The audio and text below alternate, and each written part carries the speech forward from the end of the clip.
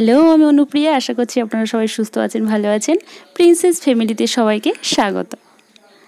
প্রায় প্রতি বাড়িতেই জামাই ষষ্ঠীর পূর্ব প্রস্তুতি অলরেডি শুরু হয়ে গেছে, আর আমরাই বা বাদ যাই কেন? তাই আমরাও শুরু করে দিয়েছি কালকের জন্য প্রস্তুতি। আজকের ব্লগটা আমি এখান থেকেই শুরু করছি। আশা করছি আপনাদের ভালো লাগবে। আপনারা আমার সাথে থাকুন আর পুরো ভিডিওটা দেখতে থাকুন। কাল যেহেতু আমরা জামাই ষষ্ঠীতে বাপের বাড়ি যাব, তাই সকালে তো বেশি কাজ করতে পারবো না। তাই আমি আজ ঘরবাড়িটা পরিষ্কার করে নিচ্ছি, কেননা আমরা যেমন বাপের বাড়ি যাব তেমনই তো ঠাম্মির মেয়ে জামাই আসবে, মানে হচ্ছে পিসিমণি পিসিমশাই। তাই সকালে উঠে অনেকটা পরিষ্কার করে নিয়েছি, উপর নিচ সমস্ত ঘর। এদিকে আমাদের টিফিন খাওয়ার সময় হয়ে গিয়েছে। আজ না টিফিনে মায়ের পছন্দ মতো টিফিন খাওয়া হয়েছিল। কাল মায়ের ইচ্ছে হচ্ছিল দুধ দিয়ে রুটি খাবে, তাই হাজব্যান্ড সকাল সকাল রুটি নিয়ে চলে এসেছে।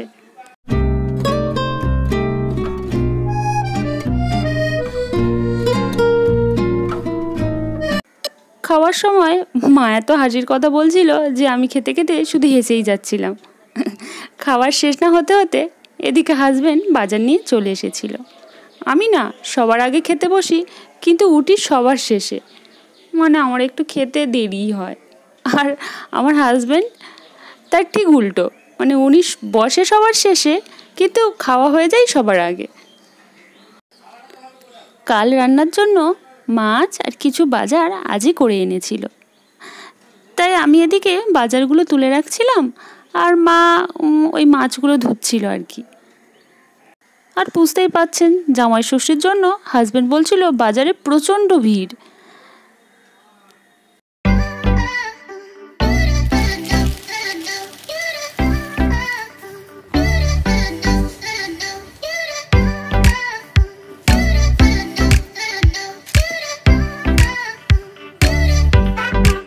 কি মাছ এনেছে আপনাদের একটু দেখিয়ে দিই, চলুন।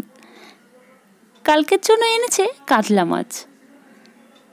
কাতলা মাছটা না একদমই টাটকা ছিল, তখন দেখালে ভালো হতো। আর এগুলো ধুয়ে ফ্রিজে রাখা হবে। আর আজকে রান্নার জন্য এনেছে পোনা মাছ। মা তারপরে এই কচু শাকটা কাটতে বসেছিল।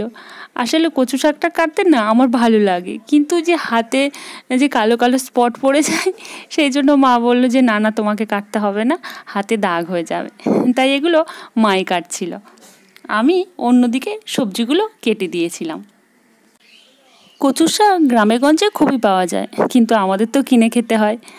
তবে অনেক মানুষই এর উপকারিতা সম্পর্কে জানে না। আমাদের শরীরে রক্তে হিমোগ্লোবিনের পরিমাণ কমে গেলে সব ডাক্তারবাবুই এই কচু শাক খাওয়ার পরামর্শ দেন।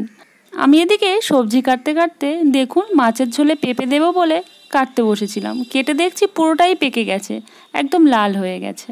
তবে বাইরে থেকে পেঁপেটা দেখে একদমই বোঝা যাচ্ছিল না যে ভেতরে এতটাই লাল। তবে যাই হোক, এদিকে মা ততক্ষণে মাছ ভাজাটা করছিল আর ওই কচু শাকটা সিদ্ধ বসিয়েছিল। আমি সবজিগুলো কেটে তারপর বাকি রান্নাটা করব। তারপর বসিয়ে দিলাম এদিকে কচু শাকটা। কচু শাকটা প্রথমে সিদ্ধ করে জল ঝরিয়ে নিয়েছিলাম। তবে এই কচু শাকটা না চিংড়ি দিয়ে, কাবুলি ছোলা, নারকেল কোড়া দিয়ে কিংবা ইলিশ মাছের মাথা দিয়ে রান্না করলে তার স্বাদ অনবদ্য হয়। তবে এটা রান্না করতে না অনেকটা বেশি সময় লাগে। আমি কিন্তু আজ এটা শুধু পেঁয়াজ দিয়েই বানিয়েছিলাম, তবে খেতে কিন্তু ভালোই হয়েছিল। এটা একদিকে হচ্ছিল আর অন্যদিকে আমি বসিয়ে দিয়েছিলাম মাছের ঝোল। পেঁপেটা যেহেতু পেকে গেছিলো, ঝোলে তো আর দিতে পারলাম না, তাই পটল দিয়ে আলু দিয়েই মাছের ঝোলটা বানিয়েছিলাম।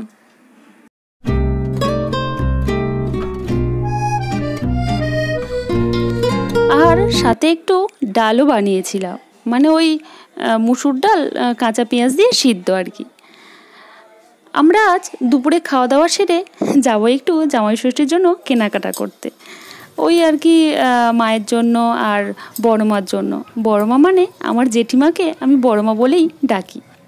আমার বাপের বাড়িতে যেহেতু বাবা জেঠু একসাথেই থাকে, মানে জয়েন্ট ফ্যামিলি, তাই আমরা দুজনের জন্যই কিনবো, মানে আমার হাজব্যান্ডের দুই শাশুড়ির জন্যই কেনাকাটা করতে হবে। আর এত গরম পড়েছে না, কি বলবো। যাই হোক, আমরা এই গরমের মধ্যেই বেরিয়ে পড়লাম। আমরা চলে এসেছি কাশীনগর বাজারে।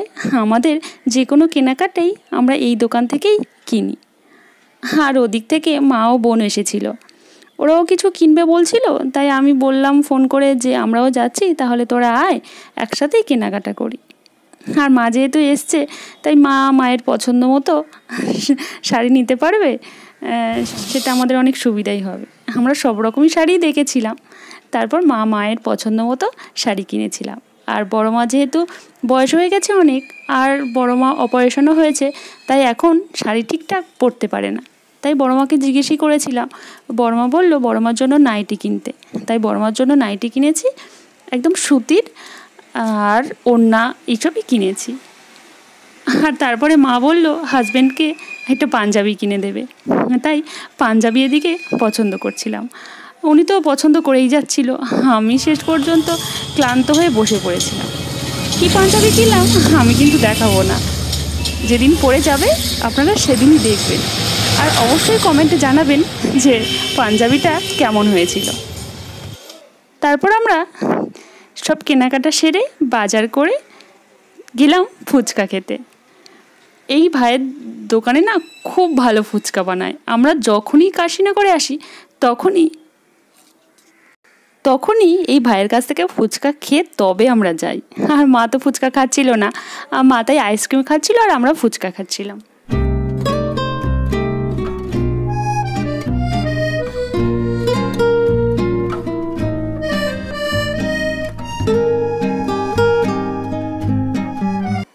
দেখুন আমরা কত কেনাকাটা করেছি, বোনের গাড়িতে ব্যাগ ভরা, আমাদের গাড়িতে ব্যাগ ভরা, সব শেষ। এবারে আমরা বাড়ির দিকে রওনা দেব। মায়ের বাড়িতে চলে যাবে আর আমরা চলে যাব আমাদের আইডিতে। এদিকে ফিরে চলে এসেছি বাড়িতে। আর এটা কি কিনেছি সেটা আমি আপনাদেরকে খুলেই দেখাবো, দেখে অবশ্যই জানাবেন যে এটা কেমন হয়েছে। এটা কিনেছি বোনের জন্য, বোন টাকা দিয়েছিল, ওই কিনতে এসেছিলো, কিন্তু কাশীনগরে ঠিক ভালো পেলাম না, মানে ভালো বলতে ওই কালারটাই ম্যাচ হলো না আর কি, ওর গাড়ির সাথে ম্যাচিং করেই কিনবে বলে।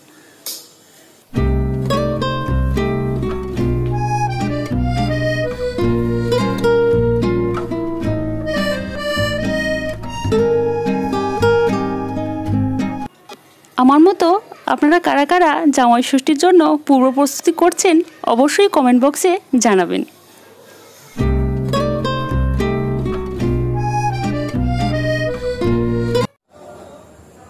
আজ তাহলে ভিডিওটা এখানেই শেষ করছি। আমার ভিডিও যদি আপনাদের ভালো লাগে তাহলে একটা লাইক করবেন, বন্ধুদের কাছে শেয়ার করবেন, আর প্লিজ সাবস্ক্রাইব করে আমার পাশে থাকবেন। দেখা হচ্ছে পরবর্তী একটি ব্লগে। আজ তাহলে এই পর্যন্তই, টাটা।